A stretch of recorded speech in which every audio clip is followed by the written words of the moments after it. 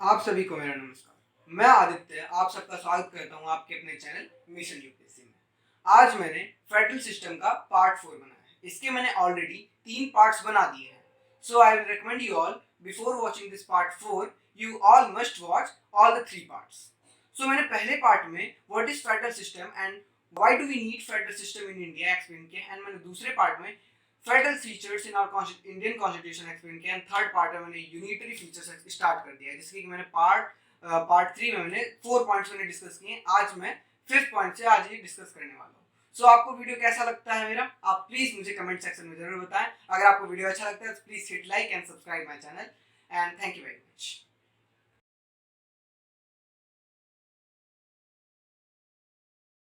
तो आइए देखते हैं 5th पॉइंट, जो कि कहता है इमरजेंसी प्रोविजंस। सो आप लोगों को ये पता ही होगा कि हमारे देश में जो इमरजेंसी रिलेटेड जितने भी पावर्स हैं सब किसके पास है, प्रेसिडेंट के पास में। और प्रेसिडेंट 3 टाइप्स के इमरजेंसी इम्पोज कर सकता है, जो कि पहला है जिसमें आता है national emergency according to article 352।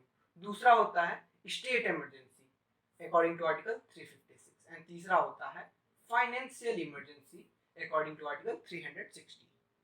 सो इन तीनों में से अगर कोई सी भी इमरजेंसी इम्पोज हो गई तो हमारा जो सेंटर है वो as like a unitary government act करना शुरू कर देता है।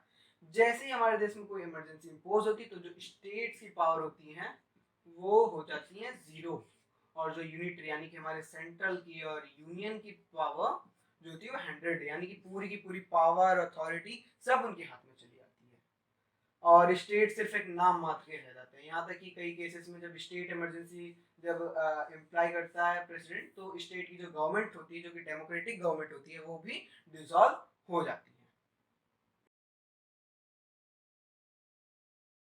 6th पॉइंट है no equality of state representation, यानी कि जो हमारे स्टेट्स हैं उनको तो राज्यसभा में रिप्रेजेंटेशन तो दिया था, यानी कि हमारे अपर हाउस में उनको रिप्रेजेंटेशन है, पर जो रिप्रेजेंटेशन है उनको उनके पॉपुलेशन के बेसिस पे, जैसे कि जो राज्य जैसे उत्तर प्रदेश है, महाराष्ट्र है, कर्नाटक है, ये बड़े राज्य हैं, यहाँ के जो इन राज्यों को राज्यसभा में ज्यादा रिप्रेजेंटेशन यानी कि यहाँ की ज्यादा सीट्स हैं, वाइल जैसे जो छोटे छोटे राज्य हैं, गोवा है, सिक्किम है एंड नॉर्थ ईस्टर्न स्टेट्स है, उनकी जो रिप्रेजेंटेशन है वो काफी कम है। जबकि हम दूसरे फेडरल सिस्टम यूएसए का एग्जांपल लेते हैं, तो वहां की जो सेनेट है वो वहां की अपर हाउस है, सेनेट वहां के अपर हाउस को सेनेट और वहां के लोअर हाउस को कांग्रेस बोलते हैं। तो वहां के जो अपर हाउस है वहां के सभी स्टेट्स को 2 सीट्स है, चाहे वो स्टेट्स कितने ही बड़े हो या कितने भी छोटे। वहां पर टोटल 100 मेंबर्स होते हैं, जिसमें कि सारे राज्यों को 2 सीट्स मिली हुई है, यानी कि सबको बराबरी, जो कि हमारे इंडिया में नहीं है।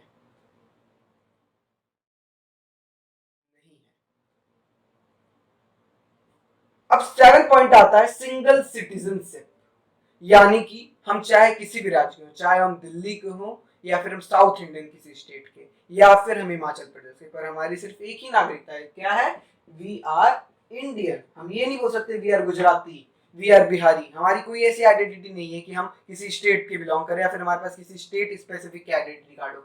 वाइल हम कुछ स्टेट जो फेडरल स्टेट का देखें, अगर यूएस में, स्विट्जरलैंड में, ऑस्ट्रेलिया में, वहां पे सभी नागरिकों को वहां के नेशनल आइडेंटिटी कार्ड तो उनकी होती है कि मतलब एक नेशनैलिटी है उनकी, बट उनके पास साथ साथ स्टेट्स की भी उनकी आईडी कार्ड होती है कि मतलब ये उस स्टेट के सिटीजन है।